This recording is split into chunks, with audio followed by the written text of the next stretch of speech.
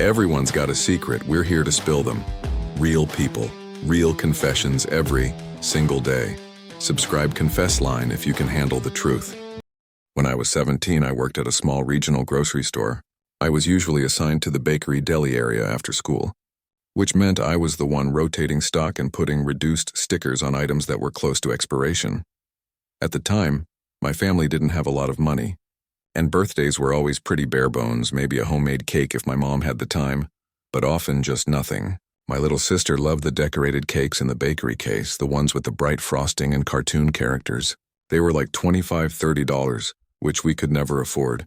So whenever one of her birthdays or a family occasion was coming up, I'd quietly print out a reduced sticker and slap it on one of the cakes I knew she'd like.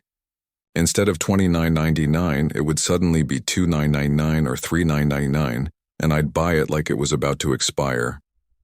I did this for over a year, probably once every couple of months.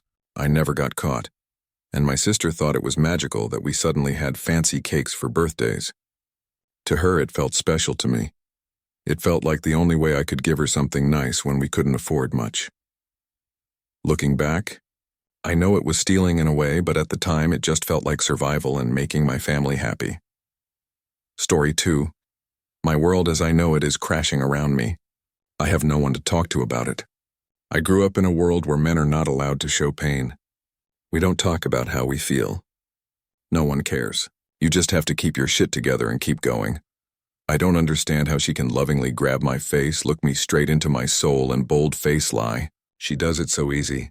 Divorce would destroy my family. It would destroy my standing and reputation in a career that took me 20 years to build. It would destroy me financially. I would have nothing left.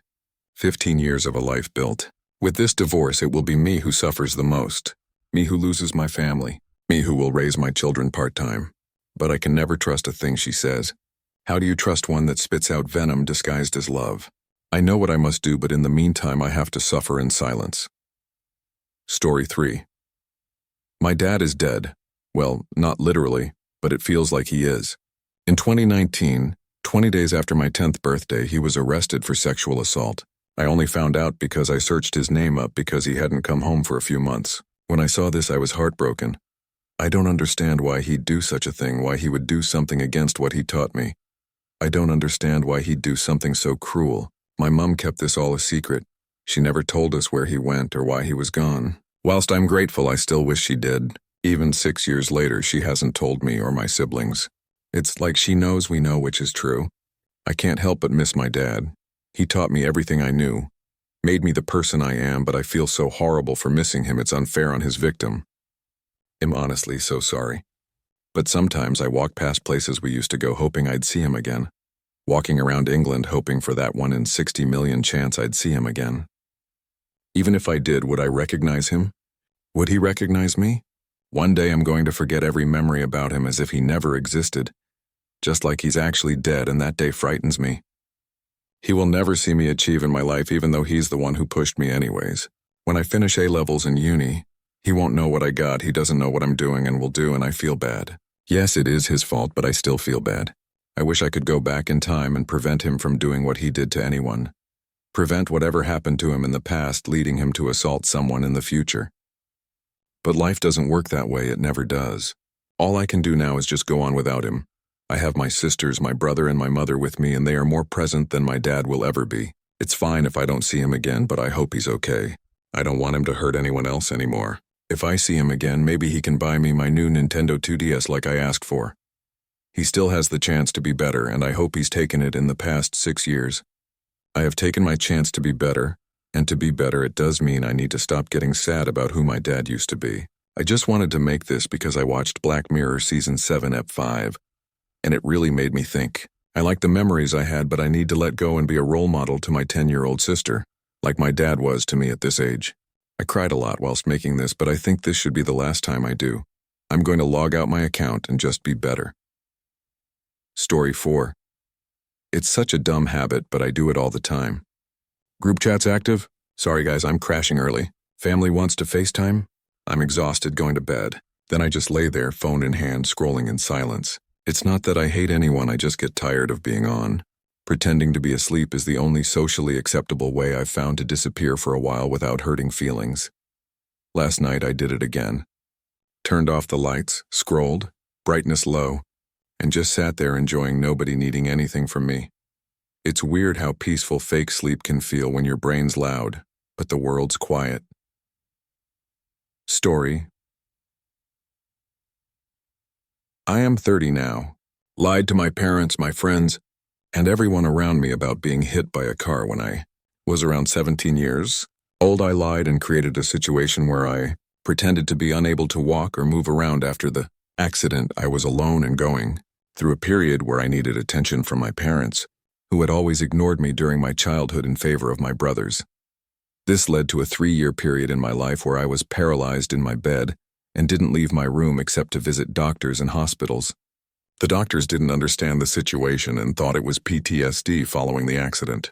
It was resolved by a hypnotherapist who managed to unlock the anxiety I felt about going outside and the spiral I had created for myself with my lies. I never told him or any other therapist the truth and just took advantage of the way out he offered me. It's such a big part of my life that I've never told the truth to my partner. We've been together for 5 years, my parents or my psychologist. Nowadays, whenever I talk to my new friends about the end of my teenage years, I say that I was hit by a car and was paralyzed for 3 years before having surgery on my spinal cord, which solved the problem. Everyone accepts this story, tired of living a lie. I've been thinking about talking to my psychologist about it recently, to resolve some issues in my life, but I can't bring myself to do it. I know it's wrong, and I hate myself every day for choosing this path, but it seemed like the only thing I could do to survive in this awful part in my life. Story 6. I am 28 here. I was around 8 or 10 years old when that happened. We used to live in village side back then. She is my distance aunt, Mom's small sister. All the kids used to sleep in the same bed. Late night when I was asleep, she used to kiss my cheeks, neck, and lips. She used to touch me, then she used to make me suck her abs. Then she used to make me go down on her. I have never told anyone about this, but as I saw her this Shane at relative house, I had a mixed feeling. Everything clicked and the flashback came. I was just a folking kid. I really had a hard life, lost my dad when I was an early teen, never bonded with my mom as she married someone else after a year. I never felt home anywhere. I was a broken child and I turned out to be a rebellious teen. I was sent to hostel early in childhood. What else? I was always misunderstood, unsupported even in my career path. My ex broke up with me. We had quite a long run of 8 years. I could never date another woman because I have every issues. During lockdown, I had a breakdown, went to depression stage 3. Suicidal thoughts, attempts. Left everything, ended my high-earning career cues. I was fed up with everything. Took a long break from society for a whole year. I even thought of living a life of a gory or monk just because I felt I was too damaged for a social life. They say careful what you wish for. I went to jail for a 14-month for something I didn't even commit. Another story. Been 6 months I've been staying in my room doing nothing. I have trust issue, commit issue, daddy issue, mommy issue. Every issues. I am sure if a psychiatrist gets to analyze my brain, he will be speechless. Maybe I am broken beyond repairment.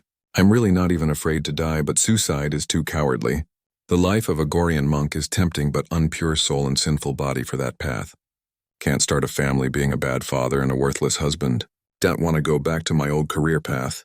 Is this really a life? Is this called living? Story 7. I convinced my brother his apartment was haunted. My brother's insufferable. Every family dinner he brags about his new place, his salary, his gym routine. Meanwhile, my sister and other sibs are still renting and driving old cars. Last month I was helping him move furniture, and he gave me a spare key for emergencies.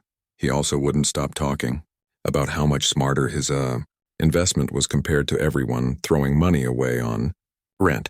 So over the next 3 weeks, I let myself in while he was at work, moved his remote to different couch cushions, tilted one picture frame, left a single cabinet open, stuff just barely noticeable. He mentioned weird things happening. I said, weird how? He couldn't even explain it properly. Then I moved his bathroom mirror forward 1/2 inch so it looked crooked. Rearranged his spice rack alphabetically.